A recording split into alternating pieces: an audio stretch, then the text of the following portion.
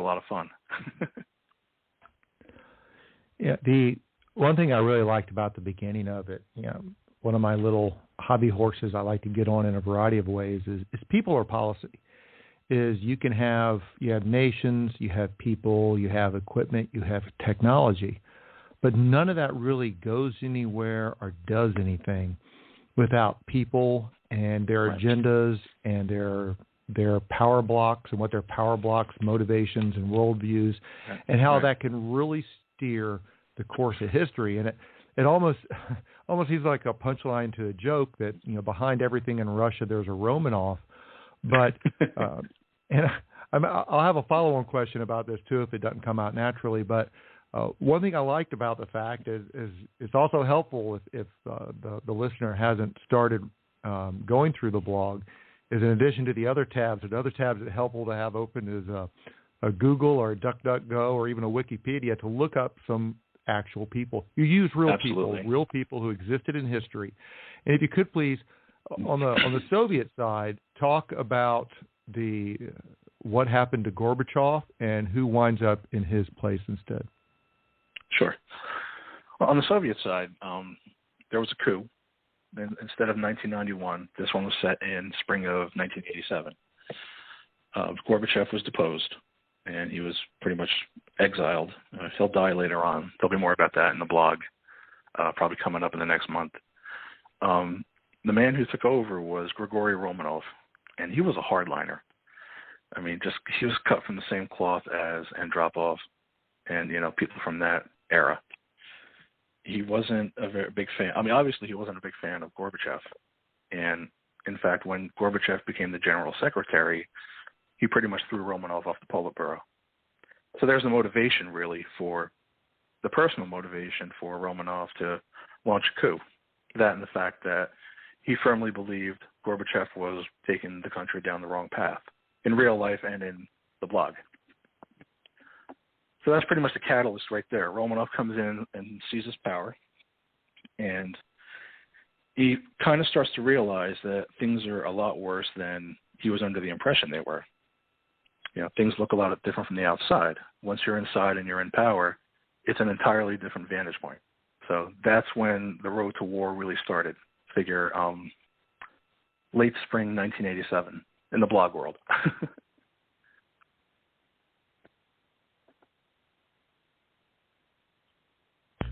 Okay, let's talk a little bit about the way you've structured this thing. I'm fascinated by the fact you've switched all over the world and you do it in segments. Can you kind of discuss how you've timed this out so you'll have part of it in the southern region, part of it in the northern area? I mean, how did you decide to do it that way? Well, I gamed out the conflict, and the model for the conflict was set into theaters. Everything from the Central Front, Central Europe was the big one, northern flank, Baltic approaches, southern flank, and even the peripheries, Western Pacific, what's going on in Korea and on the Sino-Soviet border. That was all gamed out, and that was all just modeled and outlined, and they all came together. So the way I would set it up for each day, so let's say maybe D+1, everything was set in each theater, and I would just kind of go through that and present that with, really, there was really no, in the beginning, there was no set structure to how I presented it. Because to be honest, I wasn't sure how long the blog was going to last. So I just kind of, took it and ran with it, so to speak, again. But as time went on, I kind of started to structure it a little more. The important events were discussed. The unimportant events, I just tried to minimize with maybe a sentence or two here and there. And as time went on, predictably, the Central Front became the core of the entire war and the blog. So that's what a lot of people were interested in. They were showing the most interest and fascination with that. I got more comments for the Central Front than probably any other theater. So when you consider how many people actually served there, I can see that as part of the mentioning all the towns and things like that. And I'm curious because the writing is refreshingly consistent for something that's been written over the course of 5 years. And the rhythm and the style it's very consistent. And I'm curious, and I'm sure some of it has to do with the fact that, like any blog or writing, early on you have a smaller audience and it builds over time. Right. But especially in the last, 60 days or so compared to 5 years ago, has there been what type of feedback have you gotten, and has that changed over time? Your readers, just based upon the feedback you get, whether it's emails or comments or stuff like that, do you see where their focus or their concerns or their interest have changed? To a point, yeah. Overall, even from the beginning, I've gotten a lot of feedback from, as you said, guys who were stationed there, people who were stationed in those areas around that time frame. And I've also gotten a good amount of feedback from people who lived in those areas, especially in northern Germany. So I'm talking about some of these towns just getting totally crushed, under Soviet tank treads. And they would kind of say, well, I lived on this street and at this time, and I would have been right in the middle of it. And they kind of gave me a little bit of an insight as to what their life would have been like, what their experience would have been if they had been there and if this had actually happened, real time. So as far as the people who have served there, they've been really helpful and very supportive. They've offered a lot of just little tidbits of information about that time, especially 1987. I spoke to some people who were assigned to this 2nd Armored Division, their brigade up in northern Germany. And they gave me a little bit of insight as to what the war plans were, what their defensive plans were,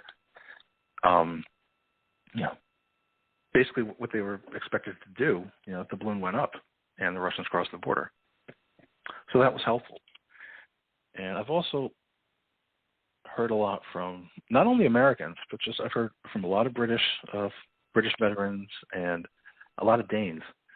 So I've got a good core of Danish readers who really have been very supportive of the blog, and they've given me a lot of information on the Danish Air Force, the Danish Army around that period of time, and that's been helpful.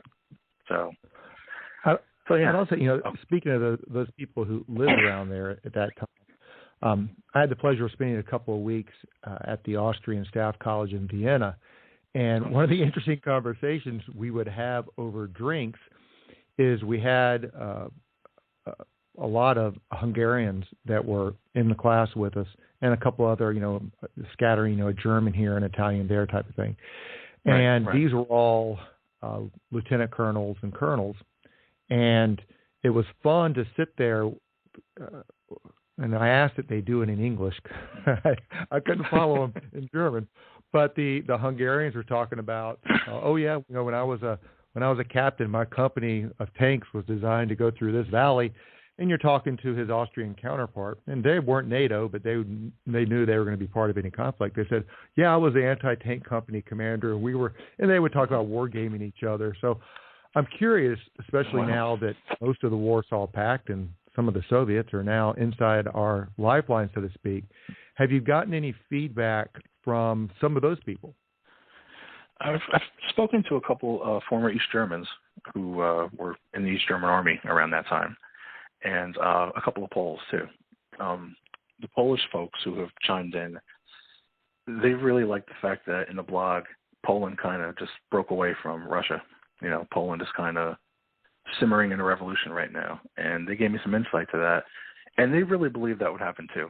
So that was nice to see. But as far as the East Germans go, they pretty much said that they expected to be dead within the first hours of the conflict. They were set down in the Central Army Group area, CENTAG.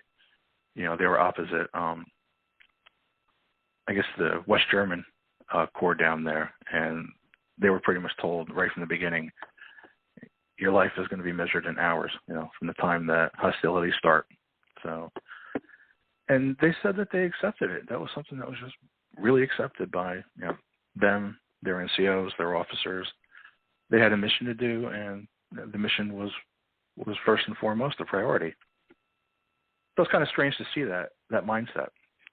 You know, you hear about it a lot, especially with regards to the Eastern Bloc forces, but it was pretty true that that's how they were. That's how they thought. You know, that was their collective mindset.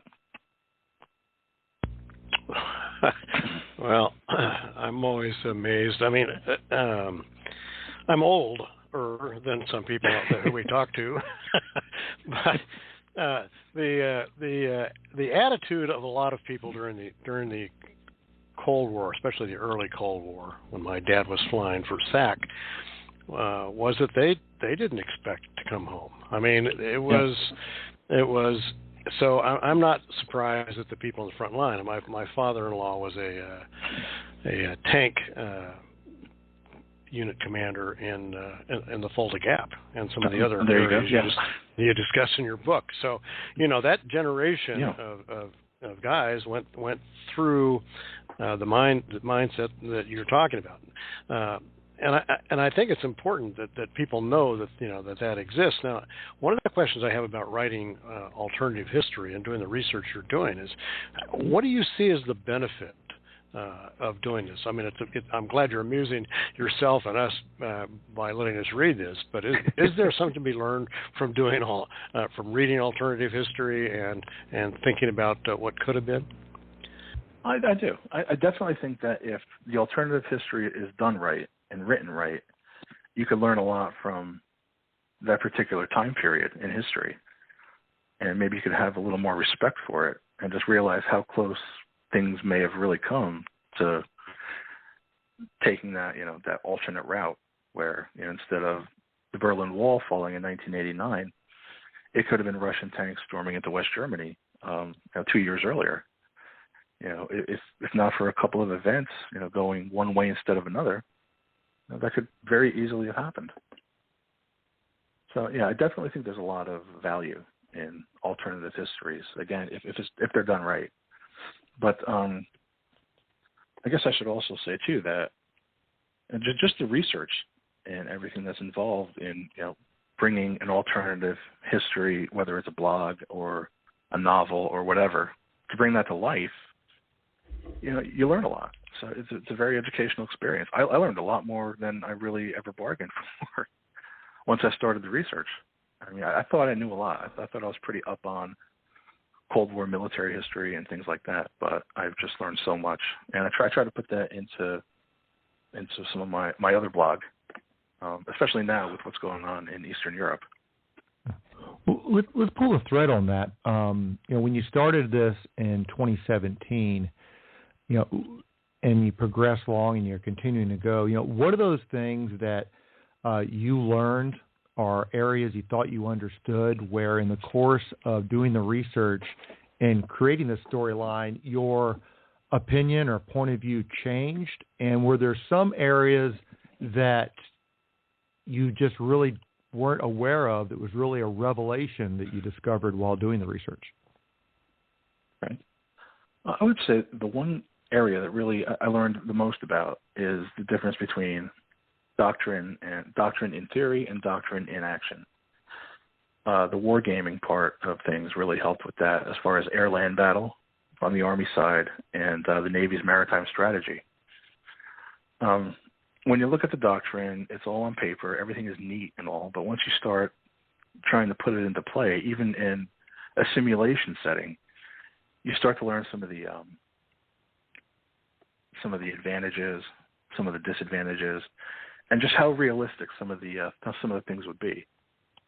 For example, the Navy's maritime strategy. A big part of that was going after the Russian ballistic missile submarines.